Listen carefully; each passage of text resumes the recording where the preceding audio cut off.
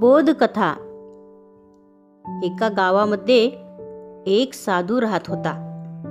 हे साधू जेव्हा जेव्हा नाचायचे तेव्हा पाऊस पडायचा. गावकरी सुद्धा साधूवर खूप खुश होते.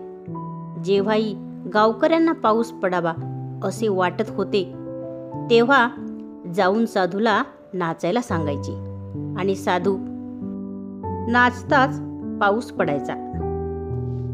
एके दिवशी त्या गावामध्ये 4 तरुण आले.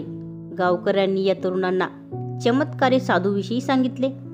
त्या मुलांना यावर विश्वासच बसत नव्हता. त्यानंतर गावकरी त्या मुलांना घेऊन साधूकडे गेले. साधू समोरही मुलांनी हे अशक्य असल्याचे सांगितले.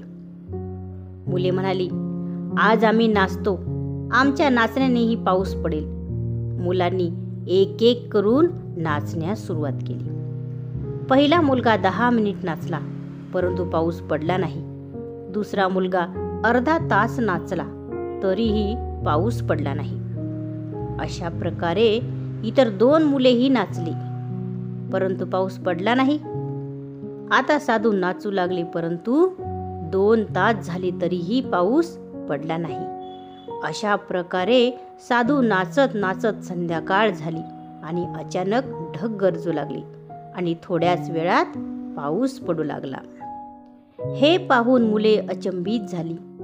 मुलांनी त्या चमत्कारामागचे कारण विचारल्यानंतर साधूने सांगितले की एकतर या गावकऱ्यांचा माझ्यावर अतूट विश्वास आहे आणि माझा देवावर दुसरे कारण पाऊस पडत नाही. तोपर्यंत मी नाचत राहतो. मग कितीही उशीर झाला तरी मी नाचणे थांबवत नाही. कथेतील बोध. यश प्राप्त होत नाही तोपर्यंत प्रयत्न करा. अपयशाला घाबरू नये. उलट त्यामधून यशस्वी होण्यासाठी आपण आणखी काय करावे याचा बोध घ्यावा. स्वतःवर पूर्ण विश्वास असल्यास काहीही अशक्य नाही.